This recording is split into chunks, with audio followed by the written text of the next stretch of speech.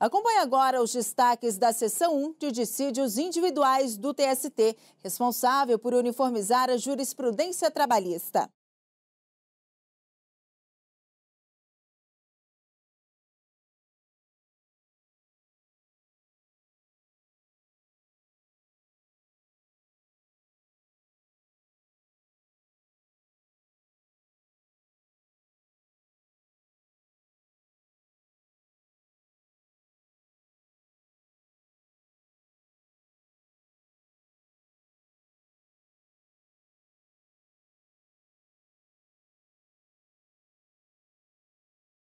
Bom dia a todos, podemos nos sentar. Invocando a proteção de Deus para os nossos trabalhos deste dia, eu declaro aberta a 19ª sessão ordinária da SDI 1 do Tribunal Superior do Trabalho. Cumprimento os senhores ministros que a compõem, Dr. Antônio Luiz Teixeira Mendes, representante do Ministério Público, senhores e senhoras advogadas aqui presentes, senhores e senhoras servidores, eu registro as ausências justificadas no dia de hoje dos ministros Renato de Lacerda Paiva e Hugo Carlos Scheuermann. Então vamos à primeira preferência, né? Relator, excelentíssimo senhor ministro João Oresta Lazen. Embargos em recurso de revista 183.100 de 2007. Embargantes, órgão gestor de mão de obra do trabalho portuário avulso dos portos organizados de Salvador e Aratu e Intermarítima, Terminais Limitada e outro. Nesse processo, há registro de impedimento do excelentíssimo senhor ministro Cláudio Brandão. Ministro Dallazen com a palavra. Já é matéria batida, né? Senhor presidente, exatamente. Examina inicialmente os embargos interpostos pelo reclamado Ogmosa. Prescrição, trabalhador avulso, termo inicial do fluxo do prazo prescricional. Em sessão realizada em 4 de agosto de 2016, esta subseção decidiu que a prescrição bienal total a incidir sobre o direito de ação do trabalhador portuário avulso, à luz do artigo 7º, 29 da Constituição Federal, flui a partir da data do seu descredenciamento do órgão gestor de mão de obra. Foi uma decisão proferida com fundamento no cancelamento da orientação jurisprudencial número 385, de modo que houve superação da tese jurídica segundo a qual o prazo prescricional bienal contar-se-á a partir da cessação da relação de trabalho com cada operador portuário tomador de serviços. Em consequência, não conheço dos embargos interpostos pelo referido Ogmo. Há um segundo recurso de embargos interposto agora pela reclamada Intermarítima Terminais Limitada. Trata do mesmo tema, julgo prejudicado o exame dos embargos interpostos pela litisconsorte passiva em apreço. É como voto. Perfeito. Doutor Torres, apenas o registro, no né? voto, em harmonia com a doutrina da Casa, peço apenas o registro. Então, feito o registro, pergunto se há alguma divergência. Eu vou só ressalvar entendimento, acompanho o relator, mas com ressalva de entendimento.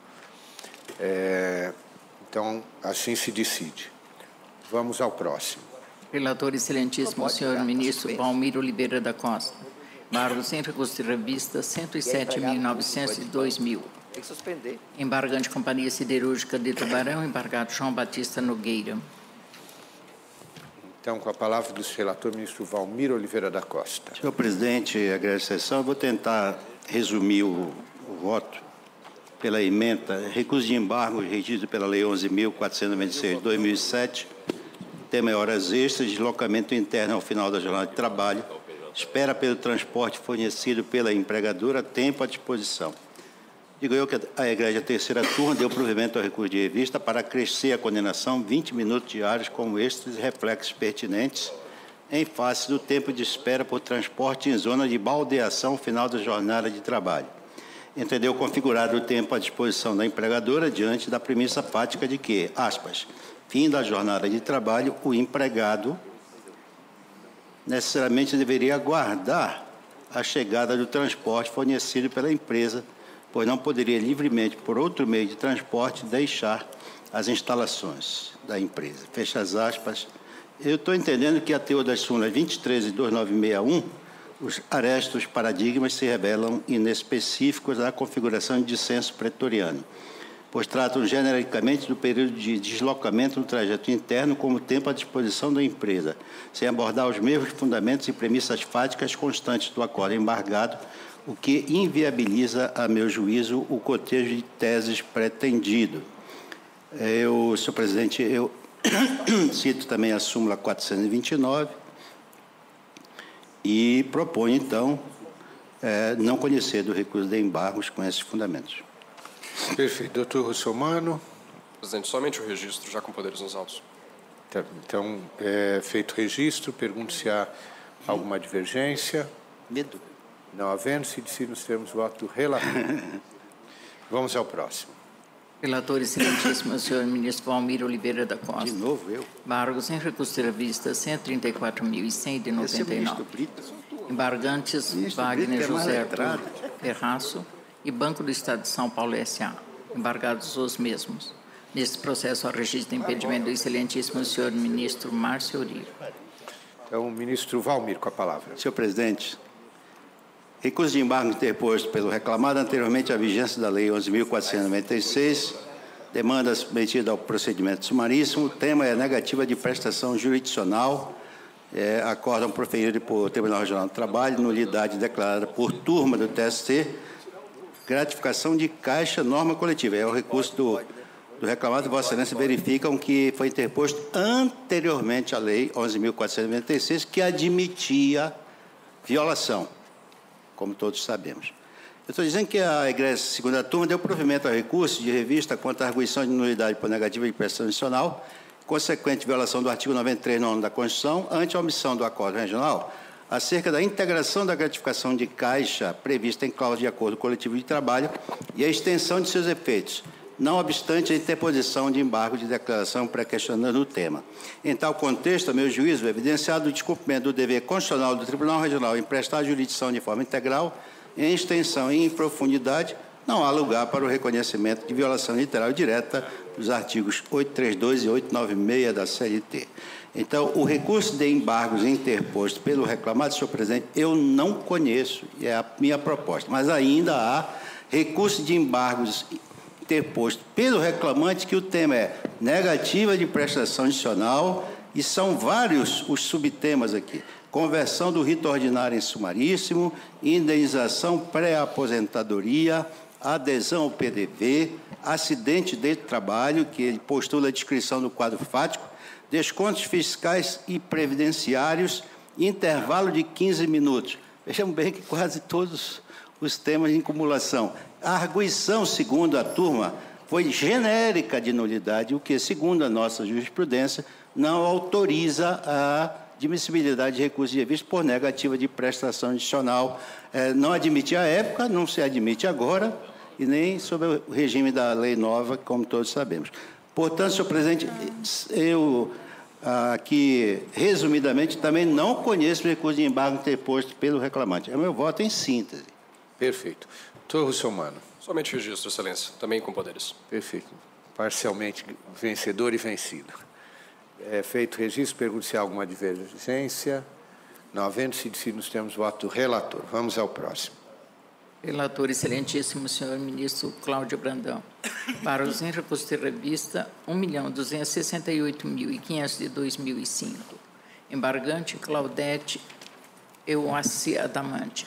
Embargado Itaú Unibanco S.A. e outro. Então, com a palavra, o ilustre relator, ministro Cláudio Mascarenhas Brandão. Presidente, recurso de embargos que discute a possibilidade de integração no cálculo da gratificação de função de comissões percebidas. A decisão segue na linha de precedentes colhidos de turmas desta Corte, no sentido de reconhecer que integra a remuneração do bancário, a vantagem pecuniária por ele oferida na colocação ou na venda de papéis ou valores mobiliários de empresas pertencentes ao mesmo grupo econômico, desde que exercida a atividade no horário e no local de trabalho e com consentimento tácito ou expresso do empregador. A decisão da Egrégia segunda turma, a meu sentir, contraria este entendimento, razão pela qual o recurso é conhecido e provido, e cito precedentes desta subseção da lavra do ministro João Oreste Dallazen, da primeira turma, ministro do Carlos Scheuermann, da terceira turma, ministro Alberto Luiz Bresciani, da sétima turma da minha relatoria, da segunda turma, ministro José Roberto Freire Pimenta, da sexta turma, ministro Aloysio Correia da Veiga, e da oitava turma, da ministra Dora Maria da Costa. Por isso, presidente, eu estou conhecendo o recurso de embargos por divergência jurisprudencial e, no mérito, dando-lhe provimento para restabelecer a decisão regional que deferiu à autora o pagamento de pedido de diferenças de gratificação de função e reflexos em razão do reconhecimento da natureza salarial das comissões. Mantido o valor da condenação para fins processuais, é como voto, senhor presidente. Perfeito. Doutor Russomano. Senhor presidente, somente o registro também pelo Banco Regulador. Perfeito. Então, feito o registro da presença do doutor Russomano e também do doutor Hugo, que a decisão lhe é favorável, né? Obrigado. Tá. Então, feito o registro da presença de ambos os advogados, pergunto se há alguma divergência. Não havendo sido decidido, temos voto relator. Vamos ao próximo. Relator, excelentíssimo senhor ministro Valmir Oliveira da Costa. Embargos sem recurso de revista 8.486.900 de 2003. Embargante Banco Banestado S.A., embargada Fernanda Tibola Tendardini. Então, ministro Valmir Oliveira da Costa, com a palavra. Senhor presidente, egrégia sessão, recurso de embargo regido pela Lei 11.496/2007, o tema é pré-contratação de horas extras. Digo eu aqui, em resumo, que a egrégia segunda turma não conheceu do recurso de revista tocante às horas extras pré-contratadas, com amparo na súmula 126 do TST, sob o fundamento de que não cabe o exame de fatos e provas, com vista a afastar a convicção da instância ordinária acerca da existência de ajuste para a prestação de horas em sobrejornada desde a admissão. Na hipótese, constante registrado no acordo embargado, embora tenha anotado expressamente, aspas, não haver prova de que estas 2 horas extras tenham sido prestadas desde o início do contrato de trabalho, em dezembro de 1985, fecha as aspas, a Corte Regional concluiu pela pré-contratação das horas extras vedada pela súmula 199 do TST, fazendo-o mediante a valoração dos contra-cheques e folhas de presença acostados pelo reclamado, que atestavam horas extras habituais por, aspas, todo o período não prescrito em que a reclamante ainda não era assistente da gerência, fecha as aspas, a saber, até 1997. Estabelecida a controvérsia nesse termo pela Corte Regional, como tal reproduzida no acordo embargado, a meu juízo não restou contrariada a súmula 199, tampouco se incorreu em dicção frontalmente contrária ao verbete 126. Os arestos colacionados, a meu juízo, revelam-se inespecíficos nos termos da súmula 2961 do Tribunal, pois tratam de situações fáticas diversas daquelas adotadas no acordo embargado. Em síntese, senhor presidente, é o meu voto, não conhecendo do recurso de embargos, é a proposta. Perfeito. Doutor Russomano. Assim como nos casos anteriores, excelência, somente registro. Perfeito. Então, feito o registro da presença, pergunto se há alguma divergência. Não havendo sido decidido, temos voto relator. Vamos ao próximo. Relator, excelentíssimo senhor ministro Valmir Oliveira da Costa. Embargos sem recurso de revista 206.585 de 2001. Embargante Souza Cruz S.A., embargado Marcelo Ramos da Cruz. Neste processo, ao registro de impedimento do excelentíssimo senhor ministro Caputo Bastos. Perfeito. Com a palavra, o ilustre ministro Valmir, relator. Senhor presidente, também recurso de embargo regido pela Lei 11.496/2007, o tema é único, comissões sobre cobrança, previsão em norma coletiva, extinção do dissídio coletivo que fundamentava o pedido, fato superveniente, estou citando a súmula 394, no sentido de que o artigo 462 do CPC de 73, e aqui a regência do recurso era sob a ótica do Código anterior, que admite a invocação de fato constitutivo, modificativo ou extintivo do direito superveniente à propositura da ação, é aplicável de ofício aos processos em curso em qualquer instância trabalhista. Tratando-se de fato superveniente à extinção do dissídio coletivo, nós sabemos que a sentença no dissídio coletivo ela é condicional, sem resolução de mérito, configura fato extintivo do direito reconhecido na presente ação, conducente à improcedência do pedido de comissões sob cobrança fundada em sentença normativa na forma dos precedentes da Corte que eu transcrevo. Então, a proposta, senhor presidente e senhores ministros, é conhecer dos embargos por contrariedade à súmula 394 do Tribunal e, no mérito, dar-lhes provimento para restabelecer sentença de improcedência do pedido de pagamento da verba comissões sob cobrança. É o meu voto, sinteticamente, senhor presidente e senhor ministro. Perfeito. Doutor Russomano, aqui a decisão lhe é favorável, fazemos apenas o registro, né? Isso, obrigado. Então, pergunto se há alguma divergência. Não havendo se decidido, temos voto relator. Vamos ao próximo. Relator excelentíssimo senhor ministro José Roberto Pimenta. Embargos em recurso de revista 88.740 de 98. Embargante Petróleo Brasileiro S.A. Embargados Theodor Reynold Erwin e Fundação Petrobras de Seguridade Social. Nesse processo, há registro de impedimento dos excelentíssimos senhores ministros Aloysio Corrêa da Veiga, Caputo Bastos e Márcio Eurico. Então, com a palavra o ilustre relator, ministro José Roberto Pimenta. Senhor presidente, senhores ministros, tratam-se de embargos interpostos pela Petrobras contra a decisão proferida pela Egrégia Sexta Turma desta Corte, que conheceu do recurso de revista, interposto pelo reclamante e que foi conhecido por divergência e foi dado provimento para condenar as reclamadas ao pagamento das diferenças de complementação de aposentadoria, considerando o preceito regulamentar básico da Petros de 1969, em vigor à data de admissão do reclamante na Petrobras. Em primeiro lugar, é preciso estabelecer o critério de aplicação da súmula 288. E, nesse caso, trata-se de aplicação da regra de modulação, estabelecida quando da revisão deste verbete jurisprudencial, na medida em que, no caso dos autos, em 12 de abril de 2016, foi proferida decisão de mérito sobre o pedido inicial, hora em exame, por turma desta Corte, em 11 de outubro de 2011, portanto, não devendo incidir no julgamento desse caso, o novo entendimento consagrado na redação atual da súmula 288, mais especificamente o item 3. Então, continuamos aplicando o item 1 da súmula 288 antigo.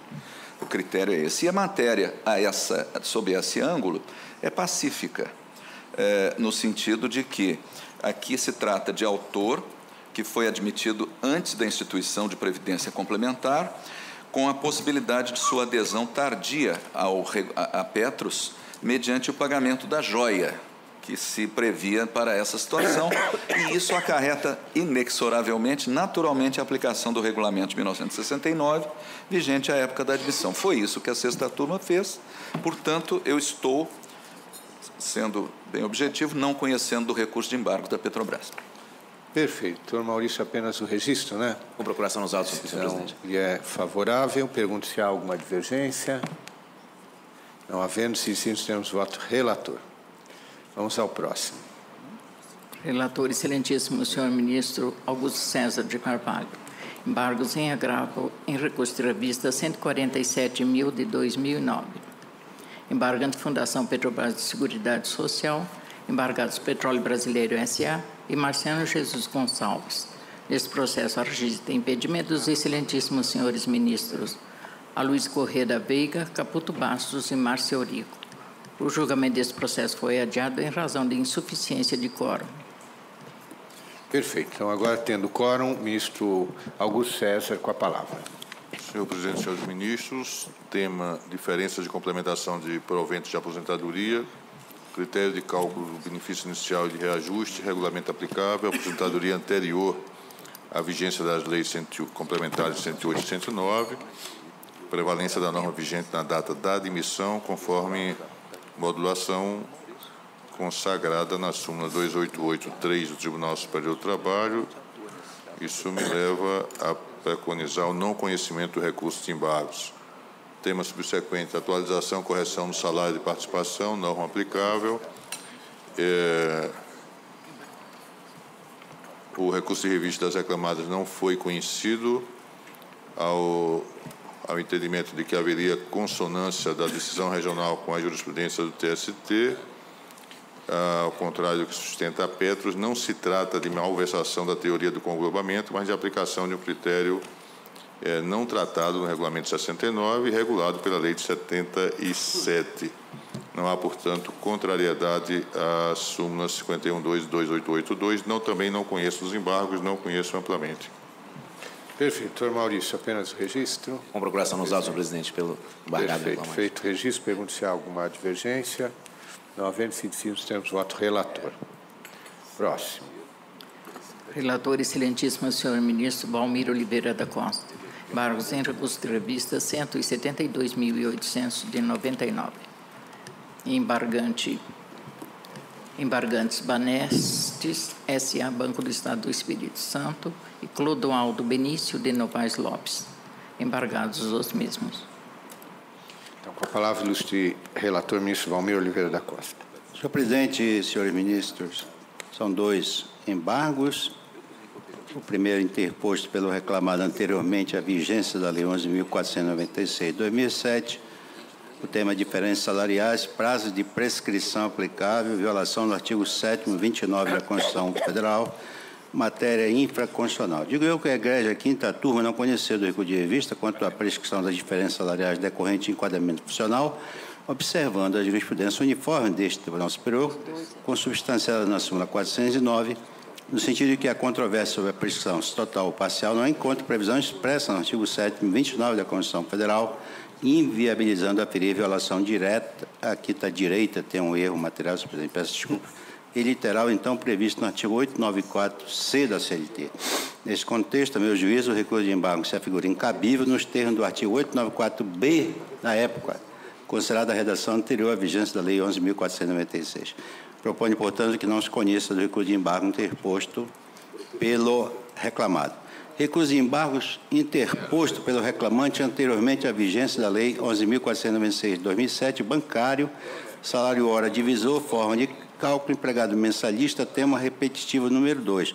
Aqui a Igreja Quinta Turma aplicou a súmula 343 vigente à época e fixou o divisor 220 no cálculo do valor do salário hora do bancário sujeito à jornada de 8 horas. Estou aqui, senhor presidente, senhor ministro, invocando a tese jurídica firmada no incidente de recurso de revista repetitivo 849-83 de 2013, que fixou a tese jurídica conhecida por Vossa Excelência de que, no caso de bancário, a aplicação dos divisores será 180 e 220, dependendo da jornada de 6 ou 8 horas, independentemente da natureza jurídica atribuída ao sábado, mediante norma coletiva ou regulamento empresarial. Estou propondo, portanto, nesse tema que não se conheça do recurso de embargos, à luz do disposto, então, vigente artigo 894-B da CLT, na redação anterior a 2007. Propõe também não conhecer do recurso no particular. Honorários advocatícios, requisitos, decisão embargada em sintonia com a súmula 291, não conheço, é a proposta. Imposto de renda, base de cálculo, júri de mora. Neste tema, senhor presidente, senhor ministro, é o único que eu proponho o conhecimento por divergência jurisprudencial e no mérito do provimento para determinar a exclusão do júri de mora da base de cálculo do imposto de renda, segundo a nossa jurisprudência iterativa, notória e atual. Em síntese, senhor presidente, é meu voto. Conheço do embargo do reclame parcialmente e dou provimento. É meu voto. Doutor Newton. Apenas o registro, presidente. Então, feito o registro da presença, eu pergunto se há alguma divergência. Não havendo sido decidido, temos voto relator. Vamos ao próximo. Relator, excelentíssimo senhor ministro Valmir Oliveira da Costa. Embargos em recurso de revista 528 de 2011. Embargante Santa Casa de Misericórdia da Bahia. Embargada Rubenita Gonçalves Souto. Então, com a palavra, o relator, ministro Valmir Oliveira da Costa. Senhor presidente, senhor ministro, recurso de embargo giro pela Lei 13.015 de 2014, adicional noturno, norma coletiva que majora o adicional legal, ausência de previsão expressa quanto às horas prorrogadas em período diurno, acordo embargado oriundo da Igreja Quinta Turma, eu estou dizendo que o acordo embargado foi proferido em sintonia com a súmula 62 do TST, no sentido de que, tratando-se de prorrogação da jornada noturna para o período diurno, incide o mesmo percentual do adicional previsto para as horas tipicamente noturnas, exceto se houver comando expresso, em sentido contrário na norma coletiva que regulou o adicional superior ao legal, premissa fática afastada na hipótese. Portanto, invocando o artigo 894, parágrafo 2º da CLT, os termos da redação da Lei 13.015, entendo que o recurso de embargo não merece conhecimento. É o meu voto, senhor presidente. Perfeito. Doutora Priscila. Senhor presidente, com procuração nos autos, eu requer o uso da palavra. Então, pelo tempo regimental, lhe é facultada. Presidente, senhores ministros, eu gostaria de ressaltar aqui desta tribuna que esta egrégia subseção já se debruçou sobre a análise da validade dessa cláusula coletiva nos autos do RR 142.600 de 55 de 2009. O julgamento se iniciou em outubro de 2015 e, a despeito de ter sido pedido vista regimental pelo ministro José Roberto Freire Pimenta, já houve o pronunciamento da grande maioria dos ministros que estão aqui presentes.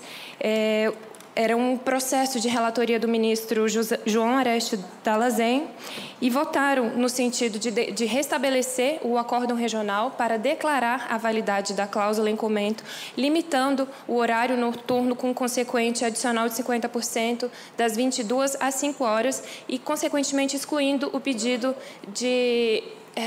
do referido adicional para as horas subsequentes a esse horário previamente estabelecido na norma coletiva. Votaram nesse sentido o ministro Antônio José Barros Levenhag, Ives Gandra Martins Silva, Renato de Lacerda Paiva, Aloísio Correia da Veiga, Guilherme Augusto Caputo Bastos e Valmir Oliveira, no sentido de dar provimento para restabelecer o acórdão regional no tocante à declaração de improcedência do pedido de pagamento de adicional noturno em relação às horas prorrogadas a partir das 5 horas da manhã.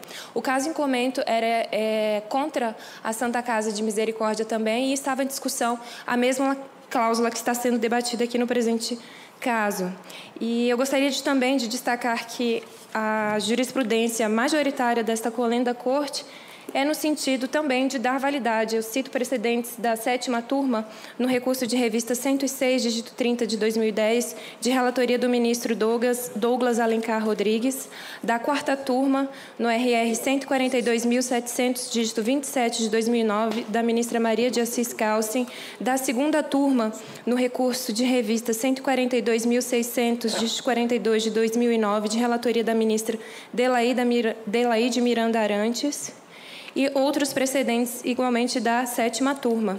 Por tais razões, senhor presidente, requer que seja dado provimento ao recurso de embargos para que seja restabelecido o acórdão regional em consonância com a jurisprudência consolidada nesta colenda Corte.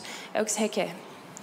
Perfeito. Ministro Valmir. É interessante que a jurisprudência também está consolidada em sentido oposto, que eu estou citando Arestes de 2017, do ministro Cláudio Brandão. Mas eu vou pedir apenas vista em mesa para examinar uma premissa fática que eu referi e que eu preciso constatar, porque nem todo o processo é igual. Depende muito do que o quadro fático retratado no regional e reproduzido no acordo embargado. Peço, então, vista em mesa, senhor presidente. Perfeito. Vista em mesa, o ministro Valmir, relator. Vamos ao próximo.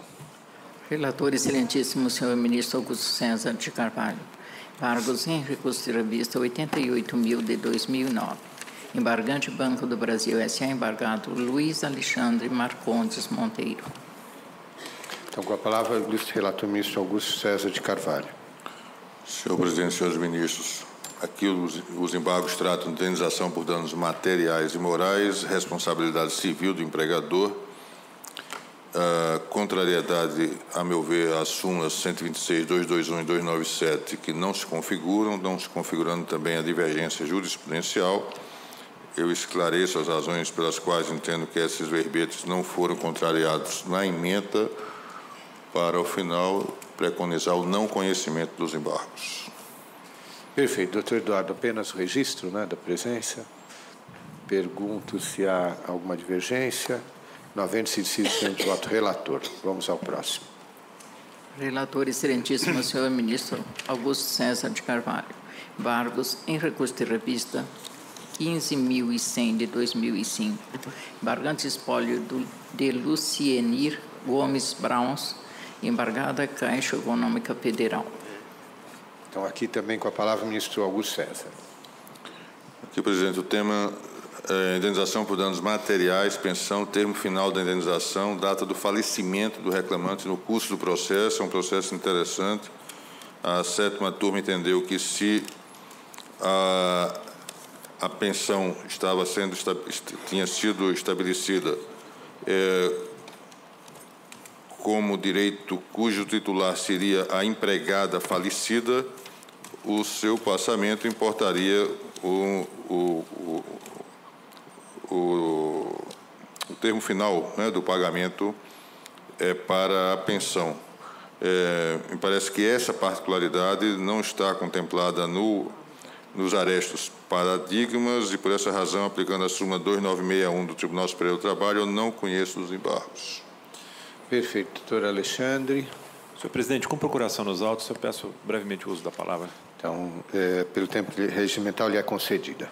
Muito obrigado, excelência. Excelentíssimo senhor presidente, excelentíssimos senhores ministros, excelentíssimo senhor representante do Ministério Público.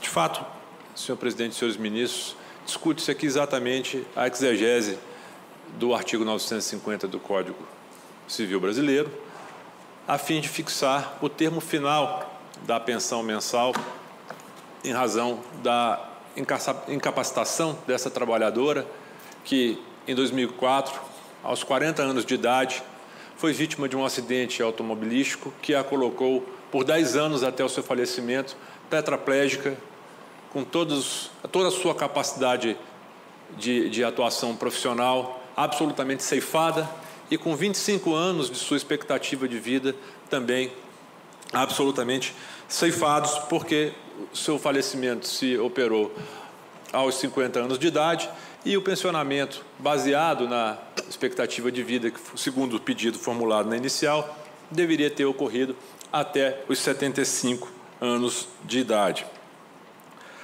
A questão que se põe desta tribuna é justamente esta: o falecimento dessa trabalhadora como o elemento de limitação para o pagamento do pensionamento. Vejam, Vossas Excelências, que o venerando acordo embargado, em razão do falecimento, converteu o pensionamento em parcela única. E, ao ser instado na via declaratória a manifestar-se sob pedido que já havia sido impugnado também perante o egrégio regional de limitação ao falecimento, a Egrégia 7ª Turma, em aresto da ilustre lavra do eminente ministro Cláudio Brandão, assim colacionou. Em se tratando de indenização por danos materiais referente ao ressarcimento de despesas ocasionadas por acidente de trabalho, o cálculo da condenação há de estar limitado ao período em que se verificam os custos e demais gastos decorrentes do infortúnio. Essa é a diretriz que se extrai do artigo 950 do Código Civil, ao se reportar o período de convalescência, em verbis, à transcrição do dispositivo, e prossegue o aresto embargado. Assim, carece de amparo legal a pretensão quanto à manutenção do valor da indenização por danos materiais, calculado sob a expectativa de vida da ex-empregada à data do acidente de trabalho, sem considerar a limitação pela superveniência de seu falecimento. Conforme observou o eminente ministro Vieira de Mello Filho, por ocasião da admissibilidade dos presentes embargos, sempre com a devida vênia do eminente ministro relator, quer nos parecer que o dissenso jurisprudencial se faz presente, senhor presidente e senhores ministros. Assentou o eminente ministro Vieira de Mello: o primeiro aresto colacionado, proferido pela Egrégia 3ª Turma do TST, cuja ementa foi publicada no DJE-JT de 12/11/2010, evidencia a divergência jurisprudencial alegada, porquanto, analisando demanda idêntica dos autos, concluiu pela limitação pela idade como termo final para o pagamento de pensão decorrente da doença ocupacional nos casos de pagamento em parcela única, nos termos do parágrafo único do artigo 950 do Digesto Civil. Com efeito, registrou que, abre aspas, a limitação pela idade como termo final da pensão apenas tem razão de ser quando é devida aos dependentes na hipótese em que o infortúnio laboral acarreta a morte do trabalhador, sendo necessário estabelecer, e aí é nesse trecho que se perfaz a divergência, sendo necessário estabelecer uma projeção de provável sobrevida da vítima ou ainda, como critério de cálculo, quando o montante é pago de uma só vez, nos termos do parágrafo único do artigo 950 do Digeste Civil.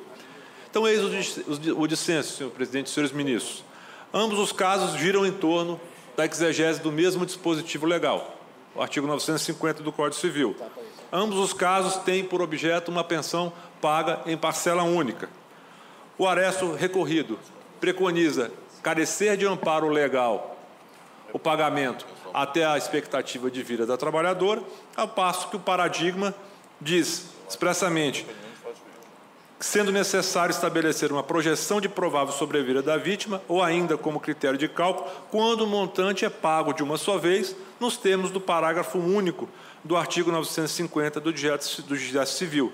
Quer nos parecer que a tese sufragada pelo acordo paradigma se antagoniza naquilo que é essencial do venerando acordo embargado com vistas ao estabelecimento do dissenso jurisprudencial. E superada essa questão, caso a Egrégia sessão por maioria assim conclua, senhor presidente, é de se indagar a vossas excelências onde, na norma do artigo 950 do Código Civil, se encontra uma determinação para que o critério de limitação temporal do pensionamento seja a data do falecimento e não a expectativa de vida do trabalhador. Eu peço vênia a vossas excelências para invocar aqui o magistério jurisprudencial do eminente ministro Lélio Bentes Correia, que em precedente da Egrégia Primeira Turma, do recurso de revista 84.119 de 2006, diz sua excelência que o termo final do pagamento da pensão a que alude o artigo 950 do Código Civil de 2002 deve ser fixado caso a caso, em razão da ausência de limites traçados no ordenamento jurídico. Quer nos parecer, então, que, a depender do caso que se tem em análise,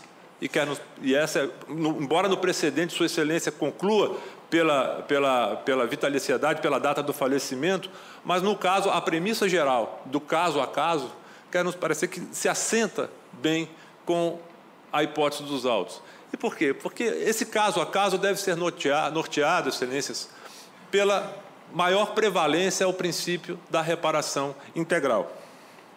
Esse quer nos parecer o critério que deve nortear a fixação da data final dessa indenização. O artigo 944 do Código Civil estabelece que a indenização será correspondente à extensão do dano. No caso, como frisado a vossas excelências, se estabelecer a data do falecimento com 25 anos de expectativa de vida dessa trabalhadora ceifada, quem se beneficia pelo falecimento é o infrator. Não haverá, em hipótese nenhuma, a reparação integral deste dano que sofreu essa trabalhadora. Tetraplégica aos 40, falecida aos 50, 25 anos ceifados de expectativa de vida que ficam sem reparação.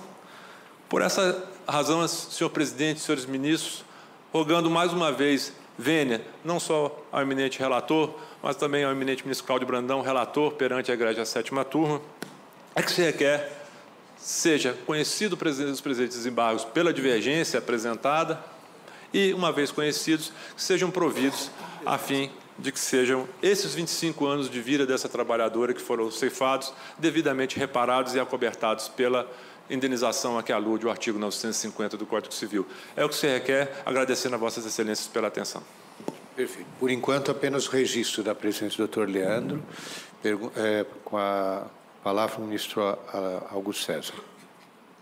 Presidente, só para deixar bem claro, nós temos duas situações, normalmente, nesses processos que envolvem a pensão como dano material a partir da lesão, seja o acidente típico, seja a doença relacionada ao trabalho.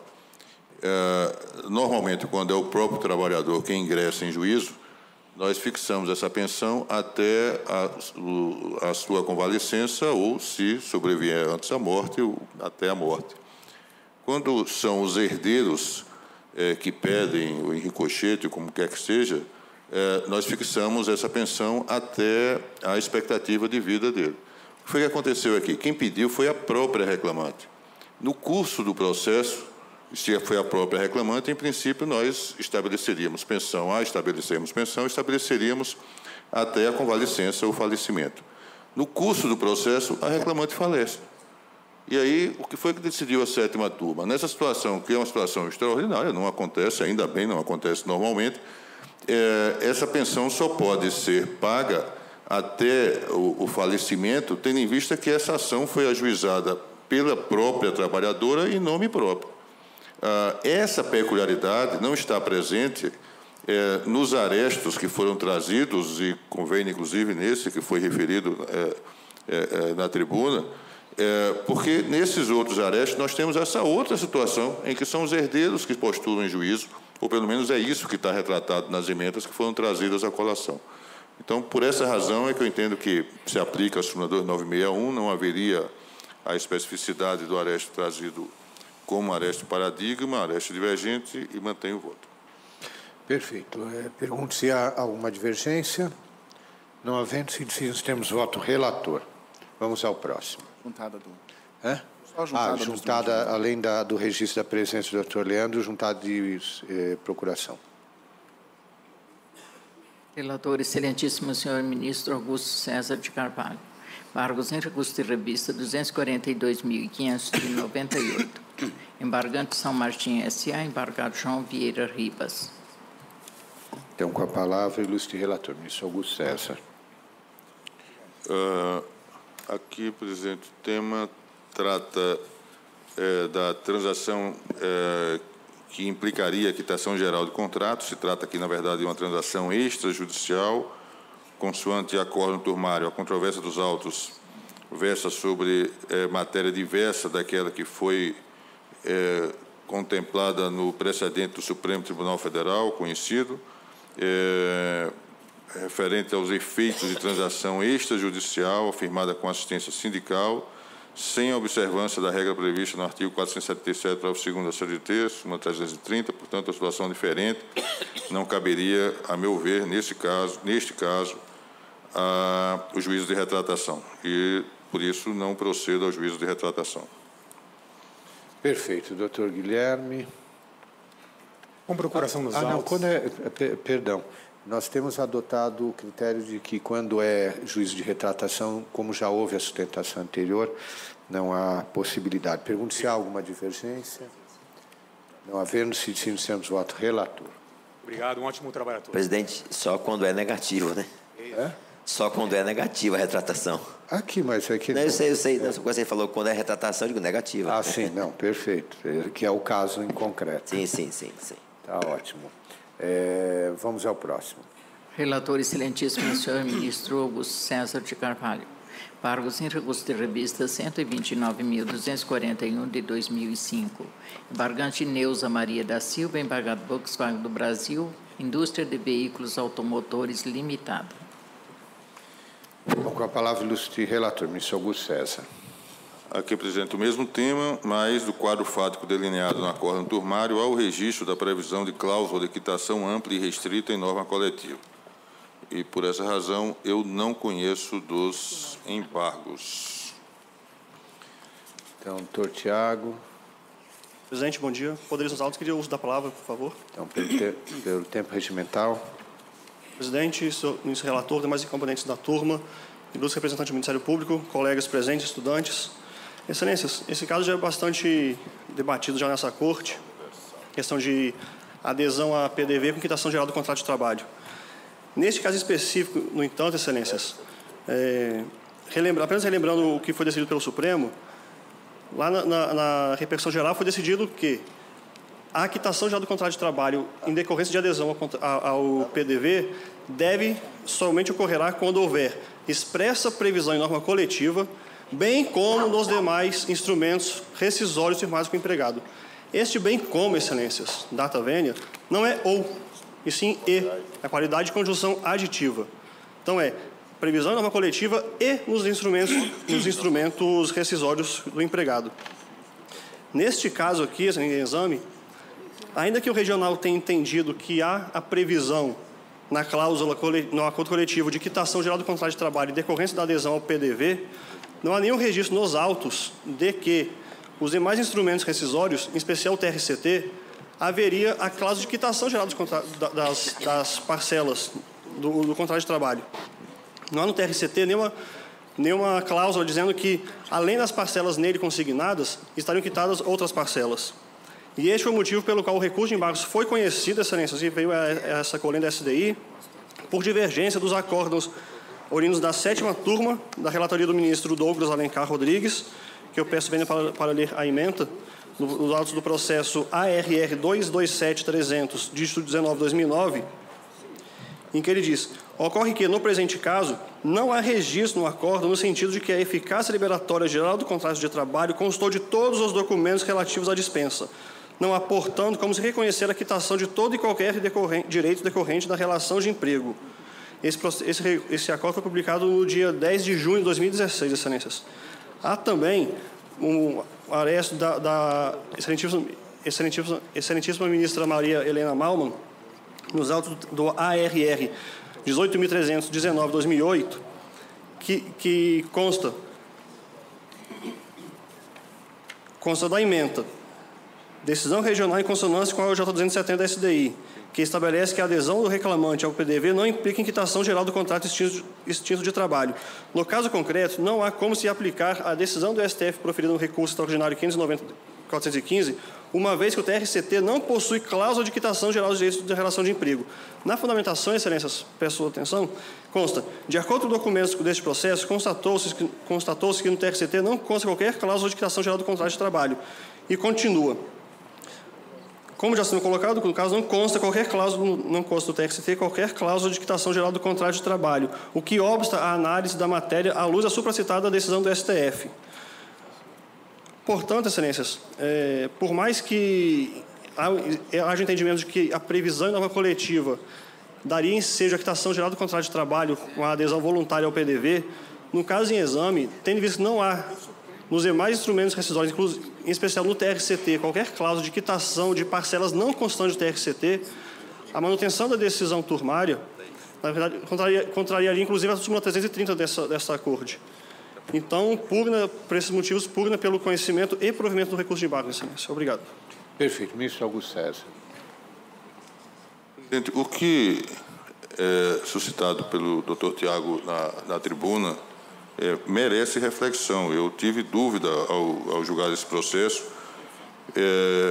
porque o Supremo, e eu digo isso na transcrição da página 12 do meu voto, o Supremo, ao decidir a matéria, referiu-se a uma quitação plena que deveria constar expressamente, aspas, do acordo coletivo que aprovou o plano, bem como dos demais instrumentos celebrados com o empregado.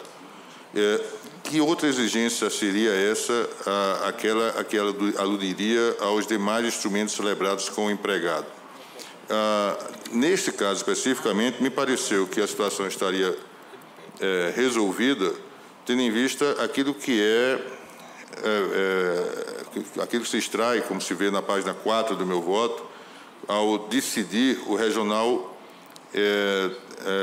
afirma logo no início o seguinte: em controvérsia que o autor aderiu ao programa de desligamento voluntário previsto em acordo coletivo de trabalho, em que previstas, aspas do regional, plena, geral e irrevogável quitação do contrato de trabalho até então mantido com a empresa, renunciando expressamente desde logo à estabilidade, não podendo, além disso, em razão da transação de direitos ora ocorrida, pleitear no juízo civil, trabalhista e criminal qualquer reparação de direitos, fecho aspas do regional.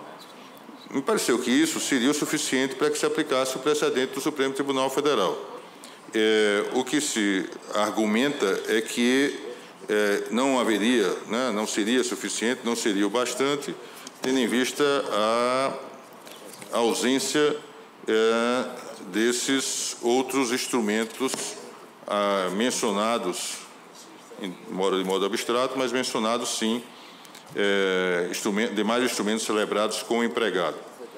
Não há mesmo alusão aqui, pelo regional ou turma, a outros instrumentos celebrados com o empregado.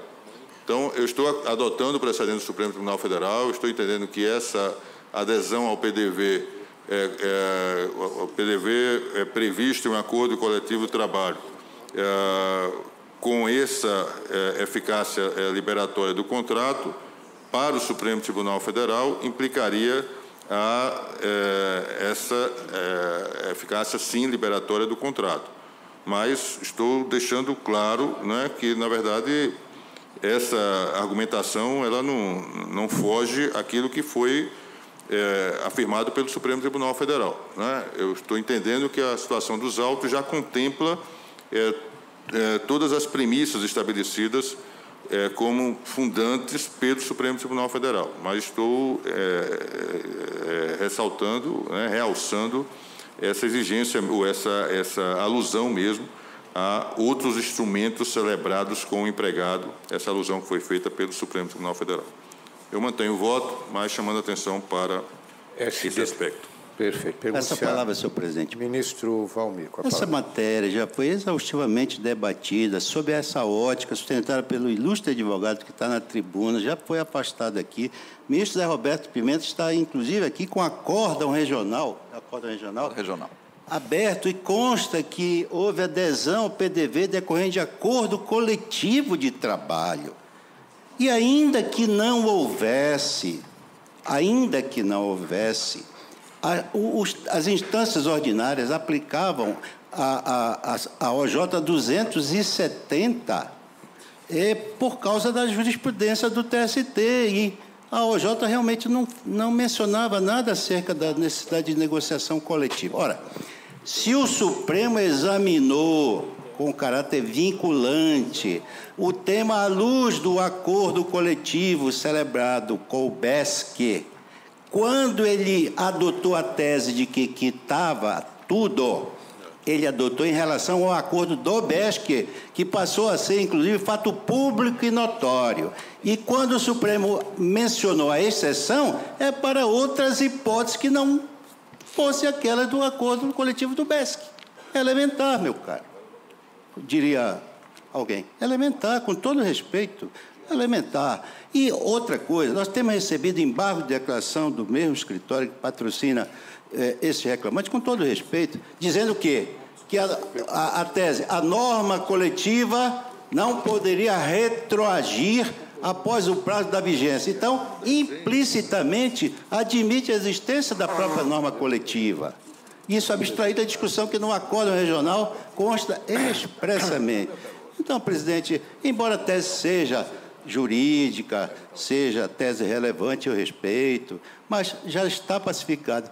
Eu não sei como embora o entendimento dos colegas possa ser diferente, e todos têm essa liberdade e é democrático, mas a decisão do Supremo, com todo respeito, ela é vinculante. Então, eu acompanho o ministro relator sem nenhum tipo de ressalva e cumprimento Sua Excelência. Perfeito. Pergunto se há alguma divergência. Não havendo se decidido, temos voto relator. Vamos ao próximo. Presidente, pela ordem, eu já tenho condições de me manifestar. Então, vou chamar a vista em mesa do ministro Valmir. Relator excelentíssimo, senhor ministro Valmir Oliveira da Costa. Embargos em recurso de revista 528 de 2011.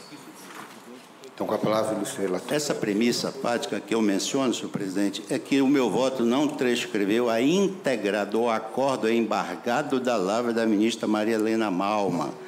Sua Excelência diz que quando examina os embargos a questão da multa por embargo de declaração interpostos pela Santa Casa perante o Tribunal Regional, no item 2.1, ela diz aqui: ao contrário do que tenta fazer crer embargante, muito embora exista cláusula normativa prevendo o adicional noturno, cláusula 20ª, esta se limita a transcrever um dispositivo de lei, uma vez que, de acordo com a regra incerta no parágrafo do artigo 73, consolidado, considera-se noturno e aí transcreve o dispositivo. Daí se depura, continua o acordo embargado, que as partes que firmaram as normas coletivas anexadas aos autos, ao meu ver, não tiveram intenção de flexibilizar o direito adicional sobre as horas noturnas prorrogadas além das 5 horas da manhã, já que não houve manifestação expressa nesse sentido. Ainda que assim não fosse, vale frisar que instrumento normativo não tem um condão de revogar a lei, tampouco retirar do trabalhador direitos nela assegurados, com exceção daqueles expressamente autorizados pela Constituição, o que, contudo, não é o caso dos autos. Então, senhor presidente, essa é a premissa fática, a meu juízo, que distingue a hipótese. E mais uma coisa, mais um adendo. A empresa alega que houve uma compensação econômica e essa compensação econômica, a rigor, não existe. Se existisse, pela nossa jurisprudência, poderia ser alterado. Agora, eu entendo, senhor presidente, que é hora de nós pacificarmos a jurisprudência em relação a esse tema da Santa Casa. Repito que estou citando acórdãos de 2017 em sentido contrário, mas confesso que nós devemos, então, ter um norte aqui, e eu não sei qual seria o norte aqui. Eu estou mantendo meu voto próprio. Pergunto se há divergência. Presidente, eu requeiro vista regimental e vou até justificar o ministro Valmir para que assim o faço, porque exatamente no caso da Santa Casa de Misericórdia da Bahia, a 7ª turma, em acórdão dava o ministro Douglas, depois seguido por vários outros, no caso específico dessa empresa, reconheceu que a norma coletiva estabeleceu uma compensação pelo adicional maior. Então, exatamente para que o ministro Valmir cita até um precedente meu no voto, e assim eu identifiquei, não sei se é do caso da Santa Casa, mas se o for, até para que eu possa identificar a situação em concreto, eu peço vista regimental com notas, presidente, por favor. Eu vou só pedir vênia ao ministro Valmir e ao ministro Cláudio Brandão para adiantar o meu voto e divergindo de sua excelência, do ministro Valmir. E por que eu faço? A base que foi usada pela 5ª turma e agora está sendo usada pelo ministro relator, até para invocar o parágrafo 2º do artigo 894, é o inciso 2 do artigo da súmula 60. Ora, o artigo 2 da súmula 60, ele trata do ordenamento jurídico enquanto posto, ou seja, não de negociação coletiva. Ele não trata, ele não veda, esse inciso 2 do artigo 60, não trata e não veda negociação coletiva em torno do adicional noturno. Segundo aspecto que eu acho importante. O que está se negociando? Se está negociando remuneração sobre aspecto de jornada de trabalho, ou seja, jornada noturna. Então, remuneração de jornada noturna. Não está em jogo medicina e segurança do trabalho. O artigo 7º, inciso 6º, inciso 13, inciso 14, admitem a flexibilização quando houver, admitem redução de jornada e salário mediante negociação coletiva. Aqui estamos diante de negociação coletiva. Lembro que nós discutimos aí bastante o presidente do Supremo Tribunal Federal, no PDV do BESC, aqui especificamente, mas a linha geral do presidente Supremo, é bom lembrar que quando registra o voto do saudoso ministro Teori Zavascki, o ministro Teori, ele alberga a teoria do conglobamento. Naquele primeiro voto de Sua Excelência, registrado o seu voto, a teoria do conglobamento, quando nós temos um negócio sinalagmático, se é para anular, anula tudo, porque as vantagens compensatórias estão já embutidas na própria negociação. A negociação é um bloco só. Lembro que no outro precedente de supressão de horas em itinere, não só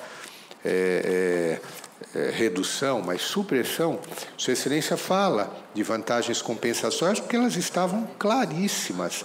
Quer dizer, foi um argumento a mais. Ele abarca inicialmente a teoria do conglobamento e, além disso, diz, não só o negócio assinalagmático, então, já está embutida aqui a vantagem compensatória, como no caso concreto das horas em itinere, Sua Excelência entendeu que ainda, além de tudo, havia uma série de vantagens compensatórias. Compreendo a preocupação do ministro Cláudio ao pedir vista para aqueles que entendem que só se houver expressa vantagem compensatória que poderia haver a flexibilização, Sua Excelência quer ter segurança. Eu já albergo a tese mais ampla do Supremo Tribunal Federal e daquele primeiro precedente do PDV do BESC, e principalmente com base no ordenamento constitucional vigente. Como nós não estamos aqui discutindo o ordenamento simplesmente de cumprimento da lei, mas de negociação coletiva, é que eu entendo que aqui a cláusula seria válida. Eu primeiro conheceria dos embargos e lhes daria provimento para reconhecer a validade da norma. Então, fica com vista regimental o ministro Cláudio, com notas taquigráficas da Sua Excelência, e eu abro a divergência. Senhor presidente, Ministro Alexandre Agar Belmonte com a palavra. Eu peço vênia ao ministro Cláudio.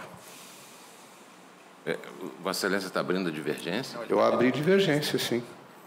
Não, mas eu abri divergência em relação ao ministro Valmir. O ministro Cláudio só está pedindo vista regimental. Ah, sim. Eu não estou divergindo do ministro Cláudio. Não, sim. Isso que eu não estava entendendo. Até porque eu não votei ainda, presidente. Exatamente. Exatamente. Não, eu não estava entendendo que a divergência era em relação ao ministro Valmir. Senhor presidente, eu peço vênia a Vossa Excelência, ao ministro Cláudio, aos demais ministros também, para adiantar meu voto, porque essa questão ela foi amplamente discutida no âmbito desta subseção em 2014, num voto meu até, em embargos de declaração. Eu apresentei voto em sentido diverso do que está sendo apresentado hoje pelo ministro Valmir, e depois de muita discussão eu refluí e acabei realmente trilhando o mesmo caminho. O processo não era da Santa Casa da Misericórdia, o processo da Bahia, o processo era da Goodyear, mas a situação é retratada exatamente a mesma e está, inclusive consta do voto do ministro Valmir esse precedente, com todas as suas nuances. Eu me refiro ao DERR 109.300 de 2009. Por tais razões, então, senhor presidente, considerando que essa matéria já está pacificada no âmbito desta SDI, desde esta decisão e decisões posteriores trilharam o mesmo caminho, que eu acompanho o ministro Valmir. Só uma relator, não é para debater, Vossa Excelência. Não. Só uma observação. Uma observação. Na verdade, não é que eu esteja divergindo de uma jurisprudência já pacificada, que Vossa Excelência até referiu agora que esse precedente é de 2014, o precedente do Supremo Tribunal Federal é de 2015.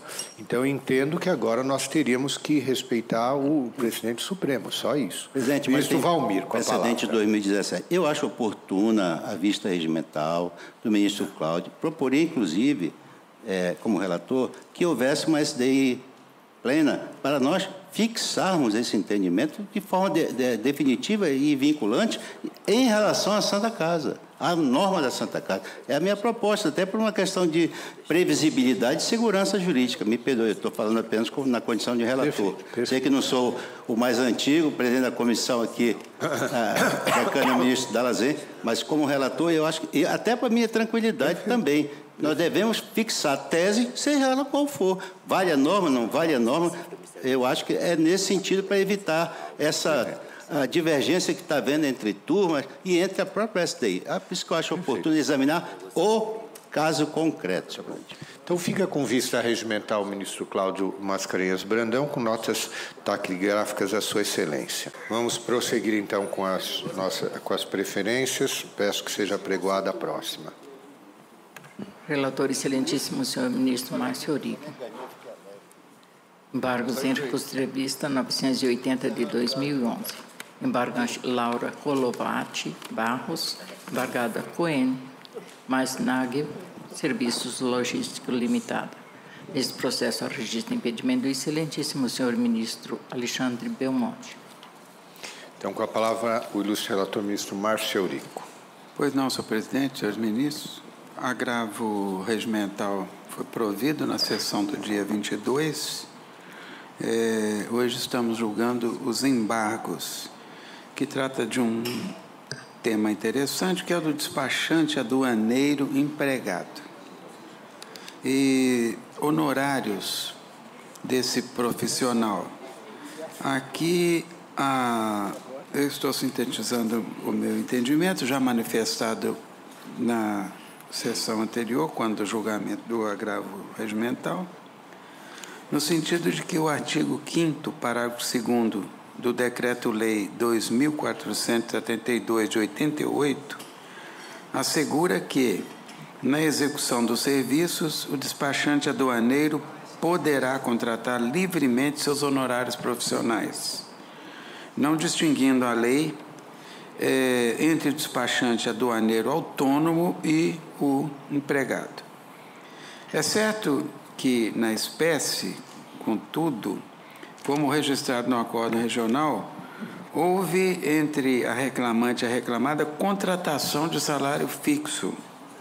Logo, para que fosse exigível da empregadora comissária, cujo objeto social é a exploração do ramo de despachos aduaneiros na importação, exportação e cabotagem, a pretensão de repasse a reclamante dos honorários profissionais de despachante aduaneiro, mister que se registrasse a premissa de que a contratação entre as partes fundou-se nesses termos, o que não ocorreu.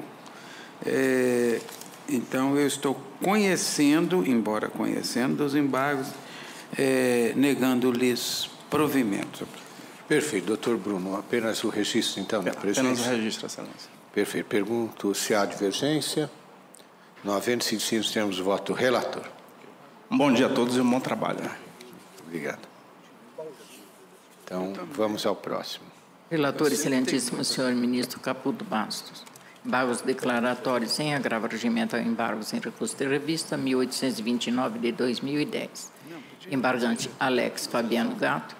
Embargado Kim Ross Brasil Mineração S.A. Então, com a palavra, o ilustre relator, ministro Caputo Bastos. Presidente, senhores ministros, não detectei a omissão apontada, por isso que estou votando no sentido de conhecer e negar provimento aos embargos de declaração. Pergunto se há alguma divergência. Não havendo sido, temos voto relator. Vamos ao próximo. Relator excelentíssimo senhor ministro Brito Pereira.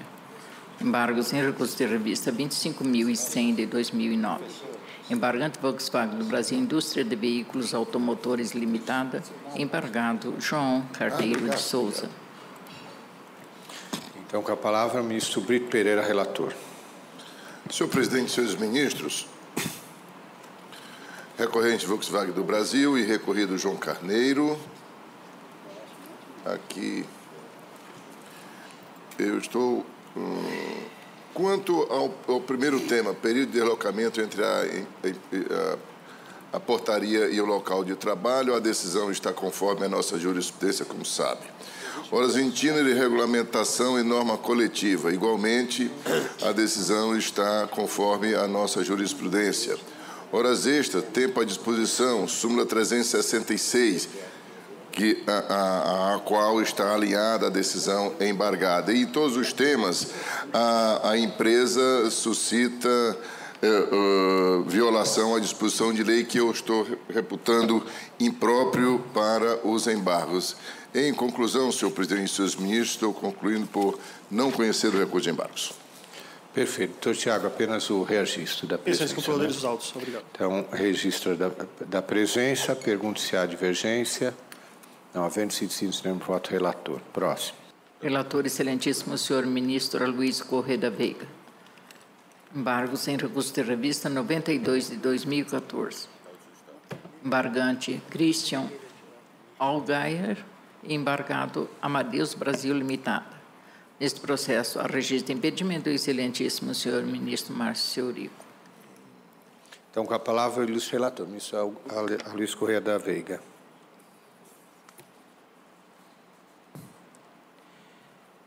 Senhor presidente, o tema recursal é responsabilidade solidária, grupo econômico, e estou entendendo pela ausência de violação literal do artigo 5º da Constituição Federal, e por isso que a configuração ou não de grupo econômico em sede de execução demanda, em primeiro lugar, a análise da legislação infraconstitucional que rege a matéria, artigo 2º para o 2º da CLT, de modo que eventual ofensa ao princípio da legalidade previsto no artigo 5º 2 somente se daria de forma reflexa ou indireta.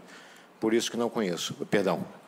Conheço os embargos e os provejo, porque a turma conheceu dos embargos pela violação do artigo, do recurso de revista, pela violação do artigo 5º 2 da Constituição Federal.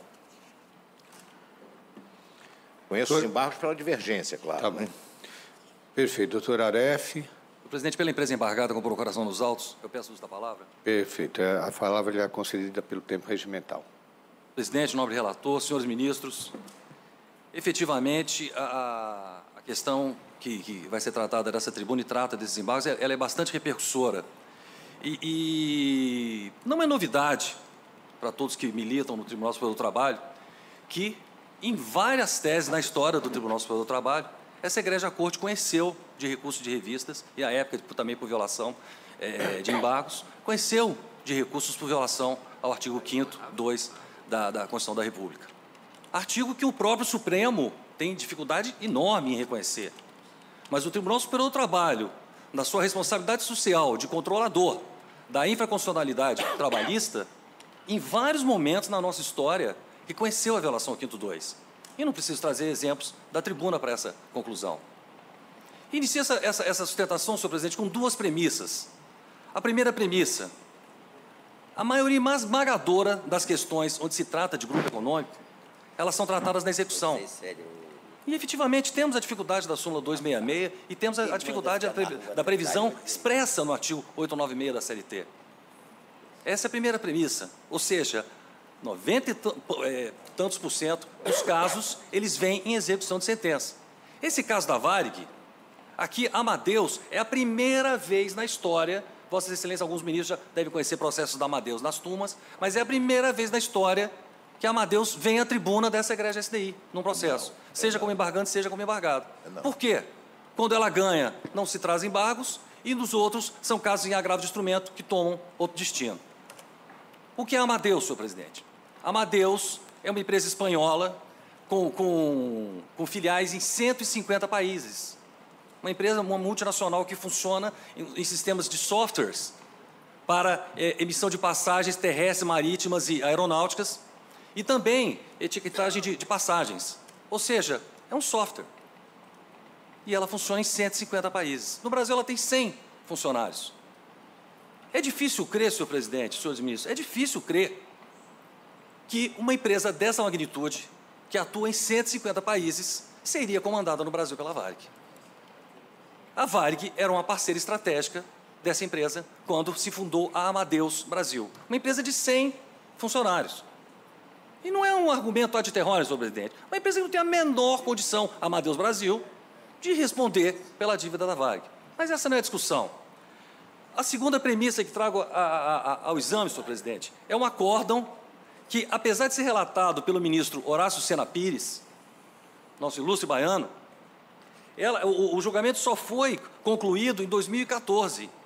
E, por larga maioria, essa egrégia SDI deu tintas claras para o artigo 2º, parágrafo 2º da CLT, no sentido de que há de existir direção, controle ou administração de uma pela outra. Aqui estamos diante de uma participação acionária mínima da Varig, na empresa da filial da Espanhola no Brasil, e a menor incidência de controle ou gestão da Varig sobre essa empresa. Pois bem, senhor presidente, o que me faz a 8ª turma? A 8ª turma segue acórdãos muito bem elaborados, como aquele da lavra do ministro Oreste Dallazen, que já enfrentou essa matéria. Tem um acórdão belíssimo sobre a tese, excluindo Amadeus exatamente pela participação mínima da Varig na participação societária e a inexistência de controle. Nesse caso concreto, existe embaixo de declaração no TRT, onde se questiona diretamente: há controle, há administração, há direção, alguma ingerência de uma sobre a outra, algum domínio da Varig sobre a Amadeus? E não há resposta, senhor presidente, efetivamente. O que faz a 8ª turma? A 8ª turma segue a orientação da SDI na matéria de fundo, que é esse acordo do ministro Horácio, segue precedentes da própria 8ª turma em processos da fase de conhecimento, segue acórdão da egrégia 7ª turma, da lavra do ministro Pedro Manos, também nessa linha da exclusão da Amadeus. Ou seja, estamos diante de um problema, diante daquela velha encruzilhada jurídica que por muitas vezes fez o egrégio TST flexibilizar no reconhecimento da violação direta ao 5º 2. Por quê, senhor presidente? Quando colocamos no artigo 2º, parágrafo 2º, coisas que nele não se contêm, estamos atentando contra a legalidade. Isso é inequívoco.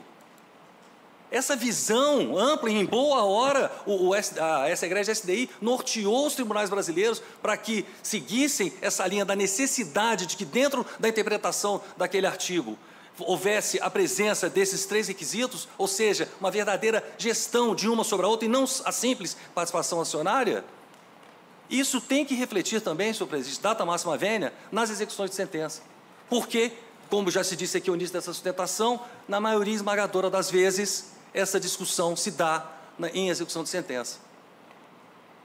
E se o TRT não resolve, como não resolve milhares de situações onde o TST sinaliza e não é respeitado em suas decisões, aqui, mais uma vez, é um caso de se aplicar. O que se pede aqui é simplesmente que se aplique o que essa egrégia SDI já decidiu.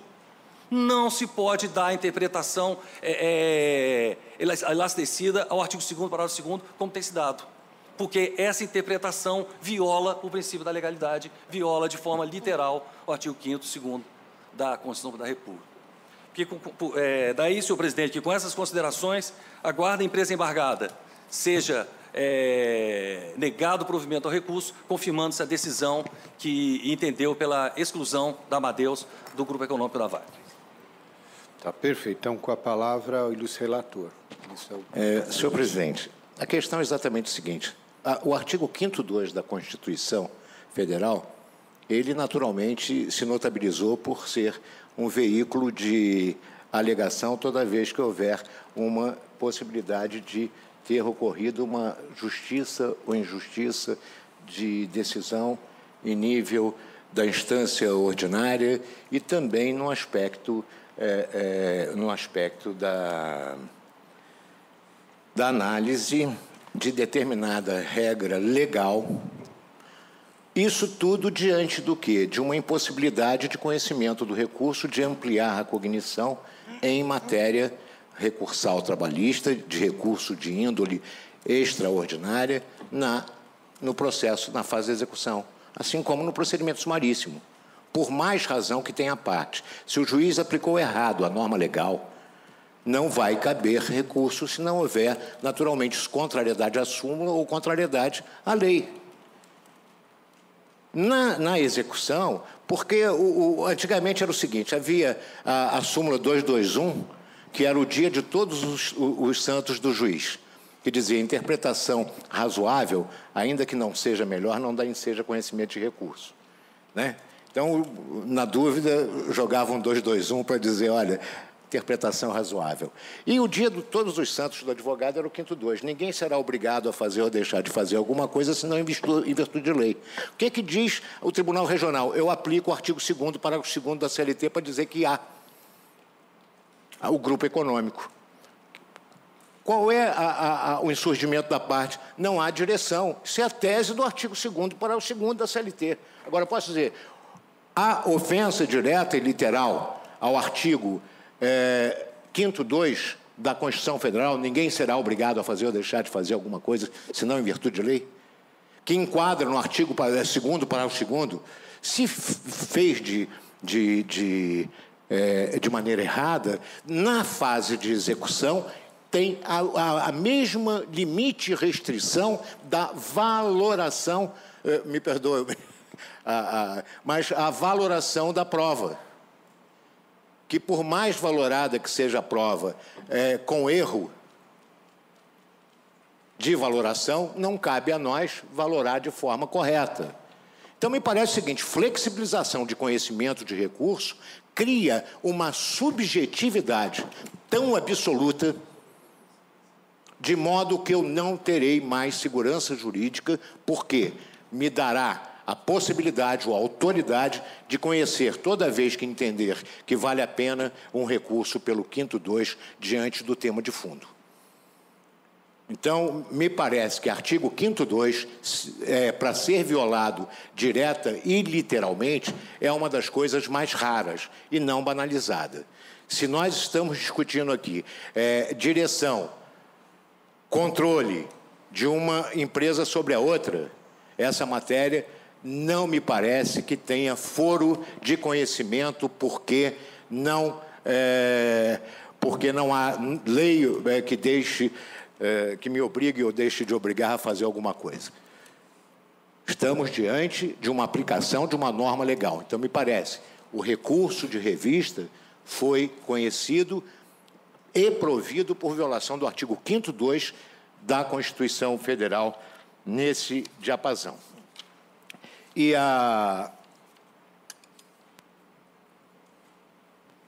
o aresto colacionado, oriundo da primeira turma, traz entendimento que não há como conhecer de recurso de revista, que trata sobre configuração de grupo econômico na execução por ofensa literal do artigo 5º2, porque a discussão é infraconstitucional. Esse é o acordo paradigma.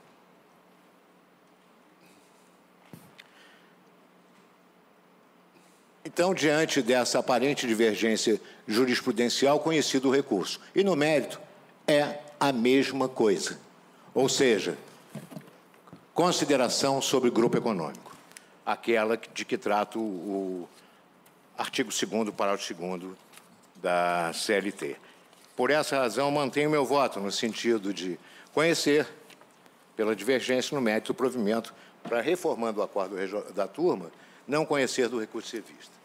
Como voto, presidente. Perfeito. Pergunto se há divergência. Senhor presidente. Ministro Dallazen, com a palavra. Peço vista regimental, notas degravadas, inclusive da manifestação do ilustre advogado. Então, ministro Dallazen, pedido vista. Eu não sei se estarei presente quando voltar o processo. Eu vou pedir vênia ao ministro Dallazen e também pedir vênia ao ministro Aloísio para abrir divergência nos seguintes termos. Como foi lembrado da tribuna, nós temos, e me lembro de algumas ocasiões ter adotado na 7ª turma, o conhecimento por violação literal ao artigo 5º, inciso 2, nos casos em que súmula nossa, orientação jurisprudencial nossa, era afrontada por regionais em fase de execução. Nós estabelecíamos uma determinada súmula, orientação jurisprudencial, o regional, em matéria de execução, não observava e nós não tínhamos como fazer o controle aqui no TST. Então, a única forma que encontramos de fazer o controle das nossas súmulas em matéria de execução era admitir excepcionalmente a violação ao artigo 5º, inciso 2. Verifico também, aqui a própria 8ª turma, eu não estou conhecendo originariamente aqui na SDI 1 por violação ao artigo 5º, inciso 2. A própria 8ª turma acolheu por violação ao artigo 5º, inciso 2. Por quê? Porque viu que, efetivamente, o quadro fático não se amoldava a nossa orientação e ao próprio dispositivo legal. Realmente, como o ministro Aloysio disse, nós estaríamos abrindo a porta a uma série de situações se banalizássemos o conhecimento por violação ao artigo 5º, inciso 2. O problema, o que ocorre é o seguinte: efetivamente, qualquer violação legal teria a repercussão como violação ao princípio da legalidade. Sim, claro. Agora, veja o seguinte, invoco o que fez o próprio Supremo Tribunal Federal, acho que é tema, não lembro se é o tema 725 ou 739, de terceirização, que exatamente para levar à discussão do plenário a questão da terceirização, já que nós estávamos discutindo a questão de atividade fim, atividade meio, e na visão do próprio ministro Fux, que fez o acolhimento, entendia que poderíamos estar intervindo demais no domínio econômico, impedindo a atuação das empresas, acolheu e causou surpresa, acolheu a repercussão geral por violação ao artigo 5º, inciso 2. Embargo de declaração. Artigo que não. Então, o que eu estou colocando, ministro Aloysio, é o seguinte: nós somos corte, instância extraordinária. Como lembrava muitas vezes o ministro Milton de Moura França, há situações teratológicas que realmente, em matéria de execução, aqui me chama a atenção, uma empresa com 100 trabalhadores no Brasil sendo colocada como responsável solidária para responder por 13 mil trabalhadores da Varig. Quer dizer, alguma coisa aqui está chamando a atenção. Uma luz amarela que exigiria uma análise maior. Essa análise já foi feita pela turma, Entendo que, nesse caso, eu poderia até, Vossa Excelência está conhecendo por divergência jurisprudencial e dando provimento. Eu conheceria e negaria provimento. Então, fica com vista regimental, ministro João Oreste Dallazen. Senhor presidente, eu peço as notas taquigráficas e me alegro muito. Se prevalecer, antes eu pensava que era Deus, agora eu vou ter certeza que eu vou poder conhecer pelo 5º 2, toda vez que houver teratologia. Olha, na 7ª turma fizemos com a questão lá de juros. Será que eu tenho certeza? Várias vezes conhecemos por violação do artigo 5º, inciso 2, porque desrespeitavam súmula nossa em matéria de execução, mas em caráter excepcionalíssimo. Vista regimental, ministro Dallazen, notas taquigráficas ao ministro Luiz Correia da Veiga. Vamos ao próximo. Relator, excelentíssimo senhor ministro Caputo Bastos. Embargos em recurso de revista 228.000 de 2007. Embargante Henrique Martelli Neto, embargado Banco do Brasil S.A. Então, com a palavra, ilustre relator, ministro Caputo Bastos.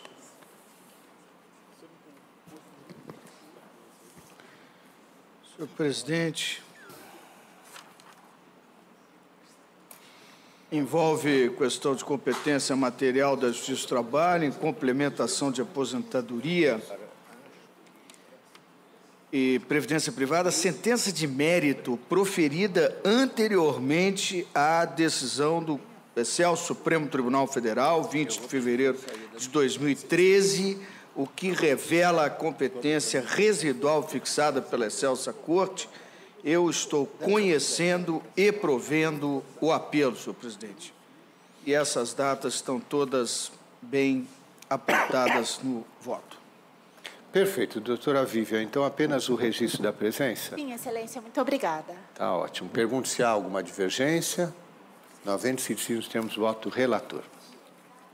Trabalho. Muito obrigado também. Vamos ao próximo. Relator, excelentíssimo senhor ministro Aloysio Correia da Veiga. Embargos em recurso de revista 765 de 2011. Embargantes Luiz Otávio de Farias e Banco do Brasil S.A. Embargados os mesmos. Então, com a palavra, ilustre relator, ministro Aloysio Correia da Veiga. Senhor presidente, inicialmente estou determinando a correção da autuação para que conste apenas, tão somente como embargante, o Banco do Brasil. Agora, quanto ao termo de mérito, eu não conheço os embargos. Perfeito. Não está conhecendo os embargos. Doutor Moisés. Excelentíssimo, com relação ao recurso de embargos do Banco do Brasil, se trata do divisor 150. E com relação ao recurso de embargos da parte autora, também não é conhecido? Também não está conhecendo de Não tem recurso de embargos da parte autora, só tem... Por isso que eu estou determinando a retificação da autuação para que conte como embargante apenas o Banco do Brasil.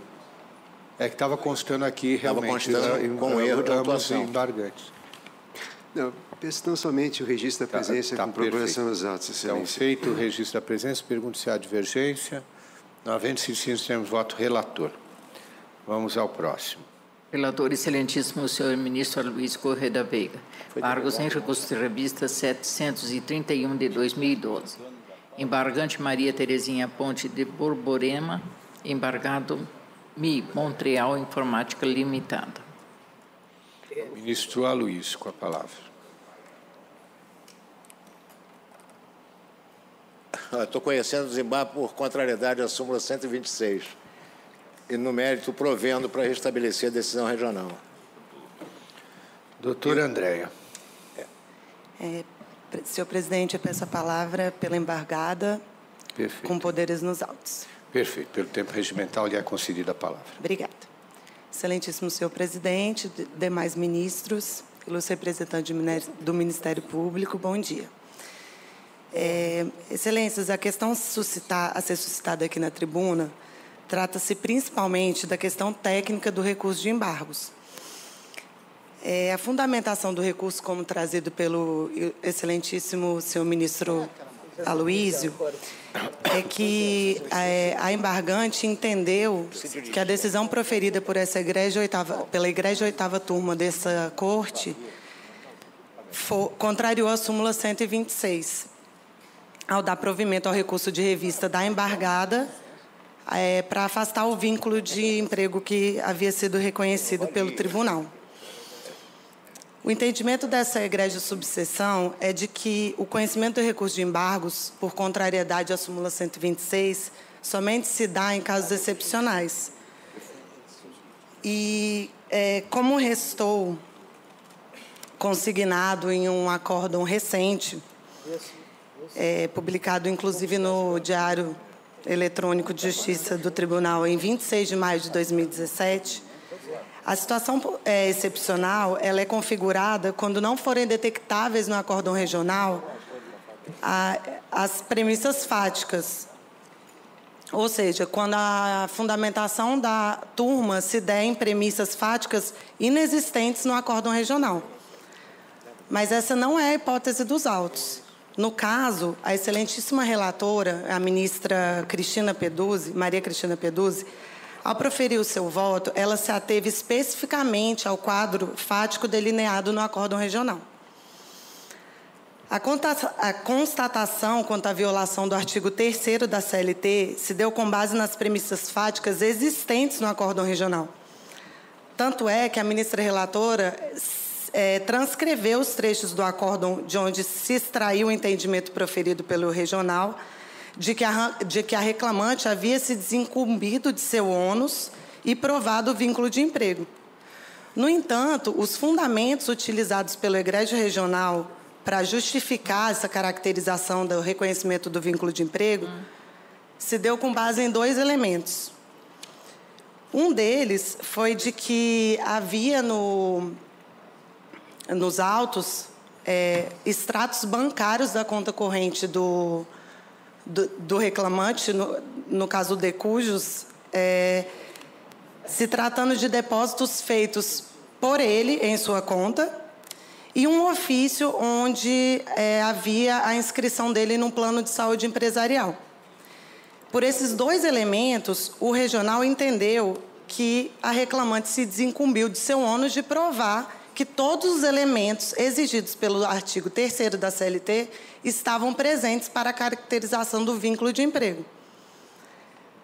A excelentíssima senhora relatora, ao analisar a violação ao artigo 3º da CLT, conforme suscitado pela embargada no seu recurso de revista, analisou detidamente as premissas fáticas constantes no acórdão regional e entendeu que somente a existência desses dois elementos, os extratos bancários de depósitos feitos pelo próprio reclamante em sua conta.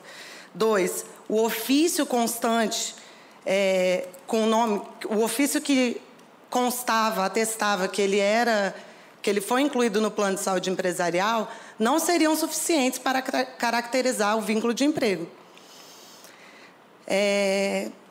Eu repito, excelência, a ministra relatora se limitou ao quadro fático delineado no acórdão regional. Ela se baseou com os elementos trazidos no bojo do acórdão. Ela não trouxe nenhum elemento que não estivesse presente e ela entendeu que não estavam configurados todos os requisitos para a caracterização do vínculo de emprego. Nem se poderia admitir, no caso, pela Corte Extraordinária, que se fosse analisada a inicial, a contestação ou qualquer outra fase processual anterior ao acórdão regional, pois aí sim haveria o revolvimento de fatos e provas. Pelas razões expostas, considerando que a decisão da egrégia turma se ateve às premissas fáticas delineadas no acórdão regional e considerando ainda o posicionamento dessa subseção quanto ao conhecimento do recurso de embargos por contrariedade à súmula 126 somente em casos excepcionais, requer a embargada que o recurso de embargos não seja conhecido e, caso conhecido, seja desprovido pelos mesmos fundamentos. É o que se requer. Ministro Aloysio, com a palavra. Senhor presidente, a questão é o fato da valoração da prova e diz respeito à presença dos requisitos da relação de emprego.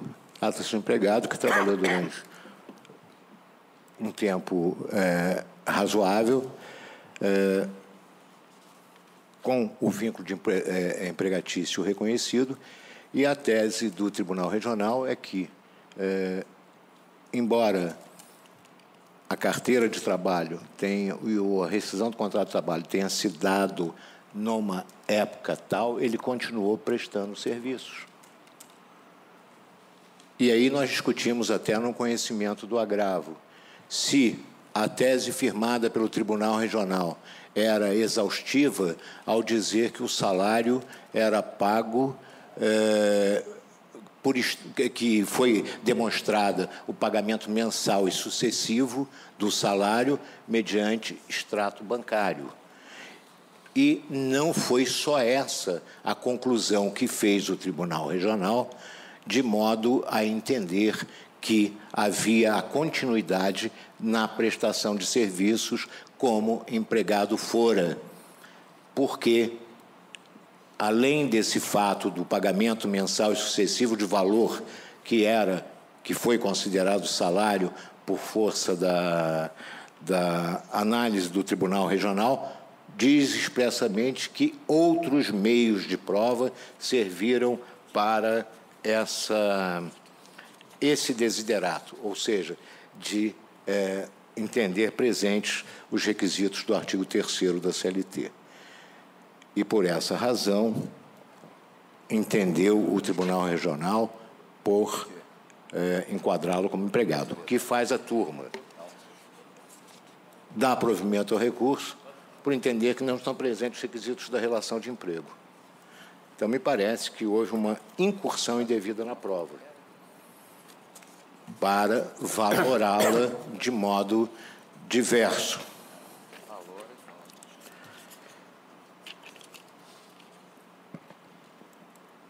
E a decisão na turma, o reclamante opôs embargos de declaração que foram rejeitados. E o fundamento foi o seguinte: os embargos de declaração postos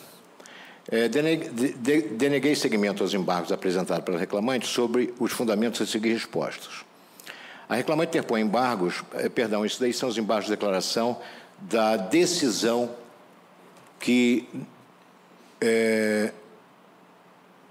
denegou o seguimento ao recurso de embargos para essa turma. E diz, reclamante interpõe embargo sobre a égide da Lei 3.500 e alega a contrariedade à súmula 126.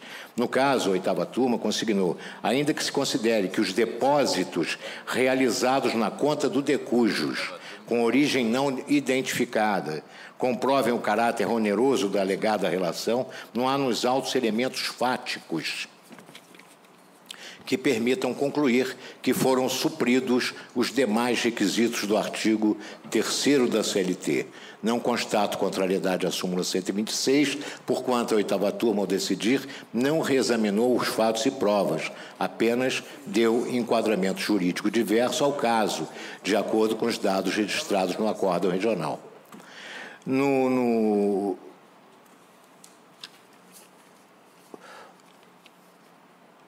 É necessário verificar que a questão relacionada ao vínculo de emprego, se foi ou não apreciada pela Corte Acor, em razão do fato de o reclamante, após a aposentadoria em 2006, continuar prestando serviço para a reclamada.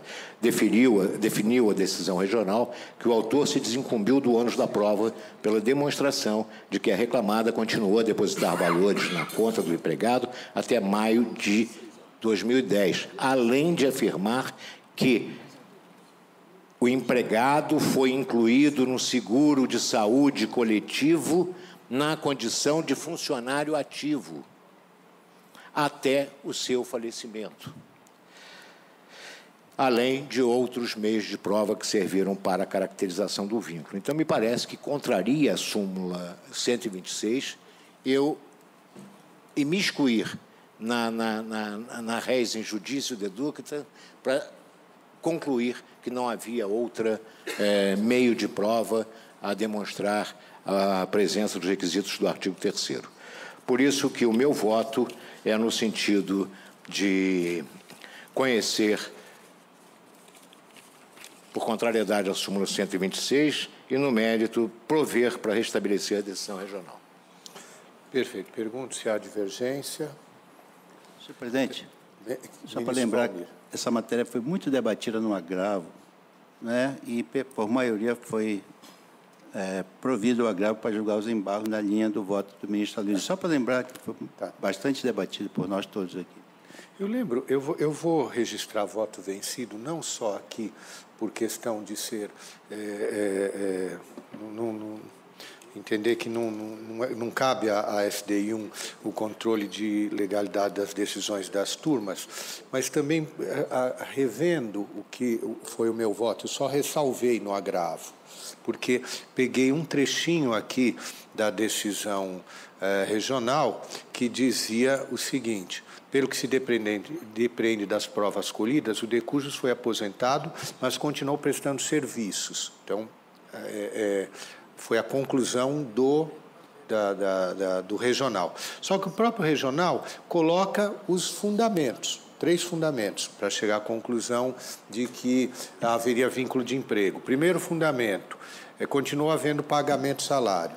Segundo fundamento, continuou havendo... Ele foi inserido no plano, estava inserido no plano de saúde. Terceiro fundamento, estaria havendo a prestação de serviços. E esse é o busilis da questão. A turma entendeu o quê? Não há essa prestação de serviços. Então, só a onerosidade não caracteriza o vínculo de emprego.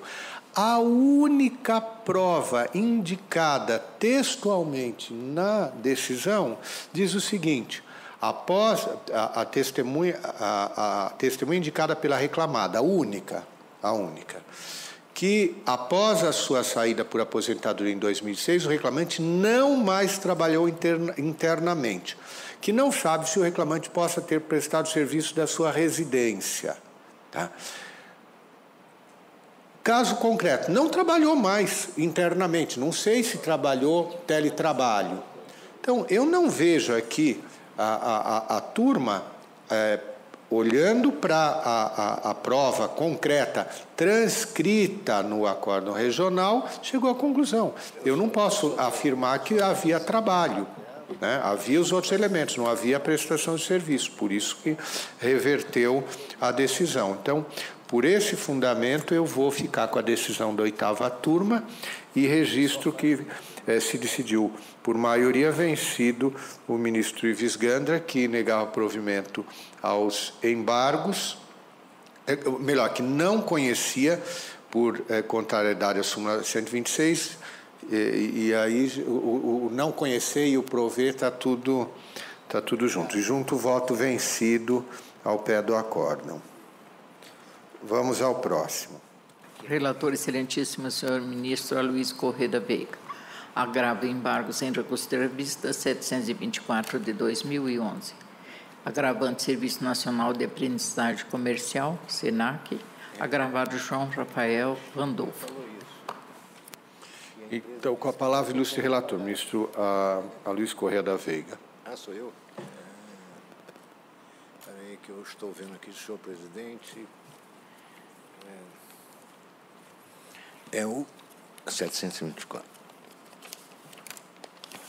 Senhor presidente, tema simples, em que se discute a manutenção do vínculo de emprego por decisão liminar que reconhece a estabilidade do mandato classista posterior à decisão do TST, na ação principal transitada em julgado, que reconhece a validade daquela despedida, nova dispensa do autor fundada nessa decisão, estabilidade superveniente à reintegração, decorrente representação sindical, recurso conhecido e parcialmente provido, súmula 337-1A do colhendo TST.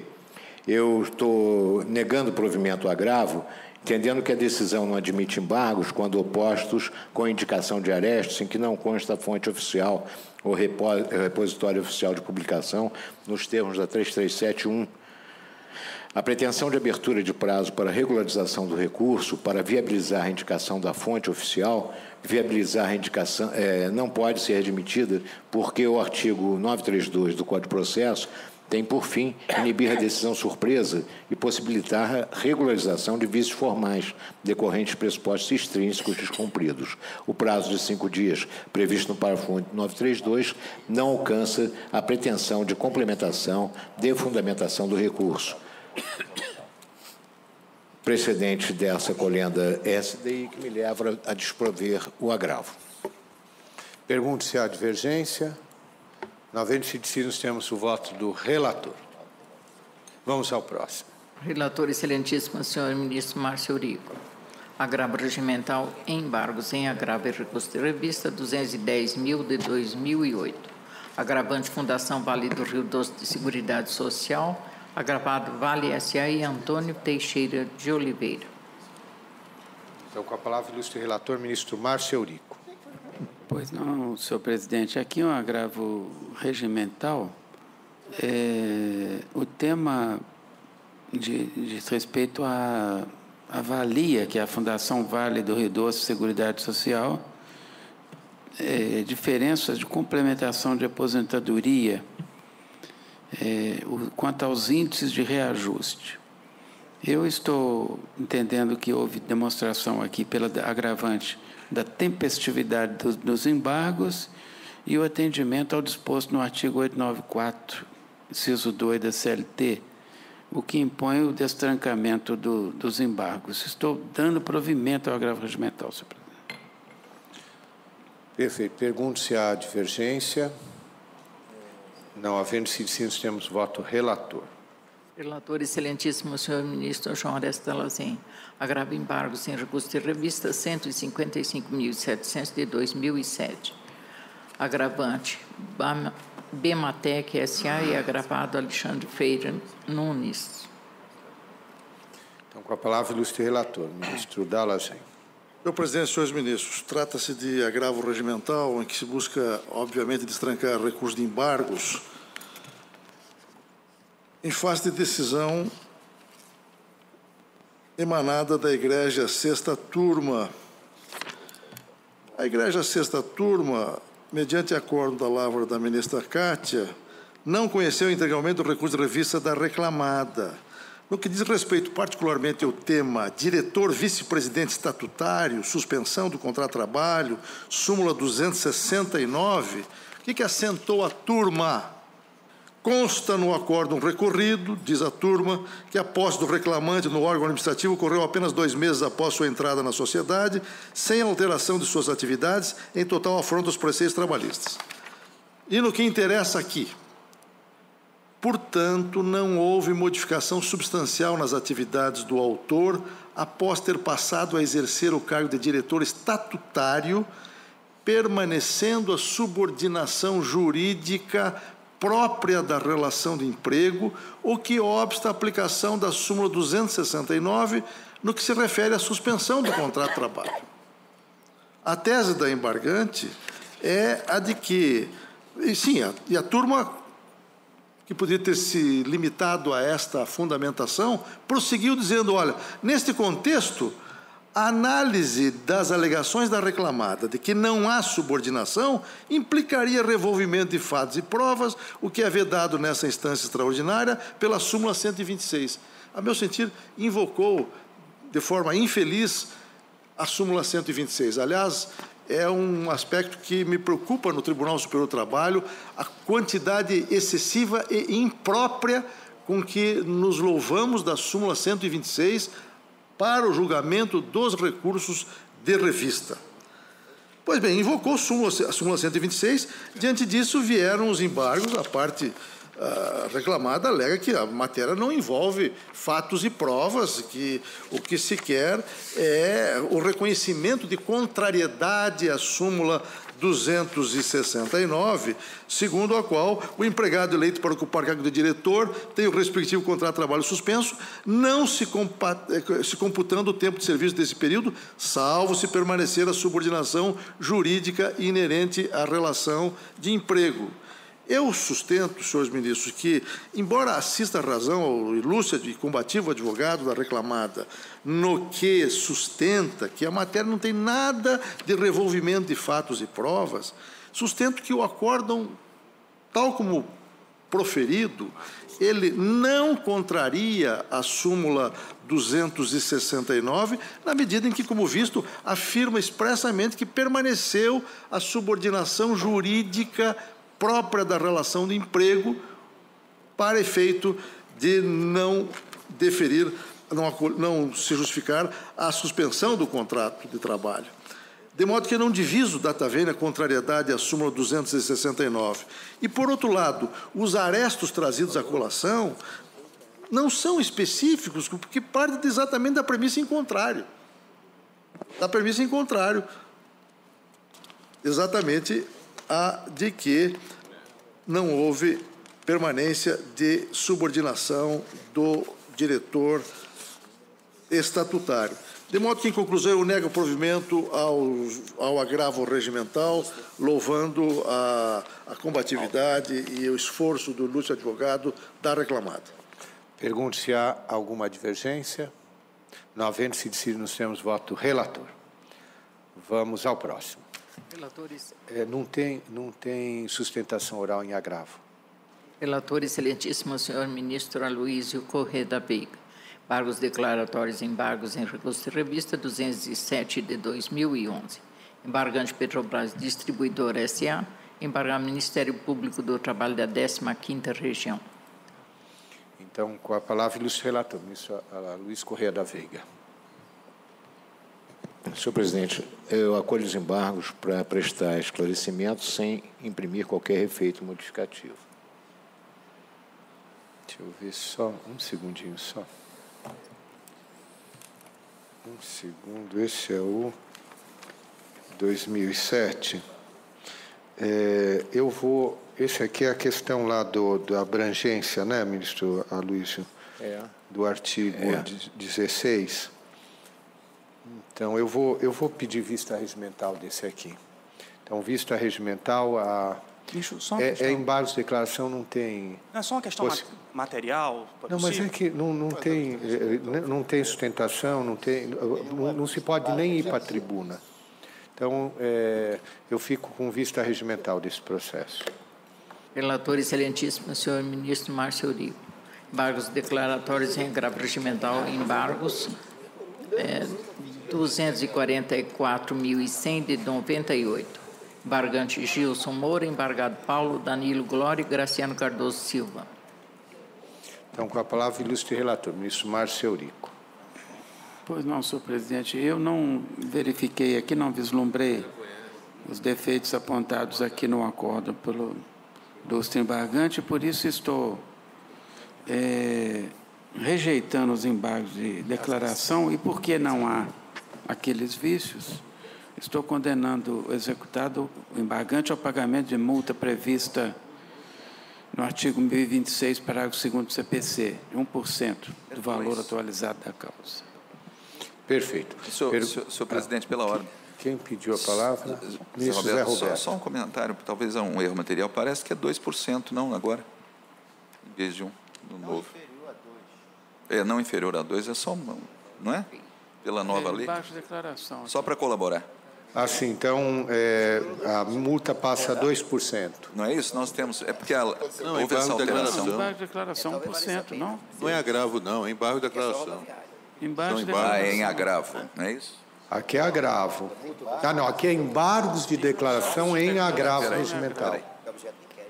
Então, mantém-se a decisão. Estão todos de acordo com a... É 2. Não? Ministro Zé Roberto, podemos prosseguir? Sim, desculpe, é só para... Vossa Excelência quer tirar dúvida? Não é só minha, não. Tá bom. É 2%. É 2. Embargos de declaração. 1026, parágrafo 2º, é 2%. Não excedente a 2%. Aí é não superior a 2%. Está invocando o 1026, parágrafo 2º. Não excedente a 2%. Tá bem. Pode ser 1%. Tá, então, aprovada por unanimidade o voto do ministro Márcio Eurico. Suspensa a sessão, retomada em 1h30.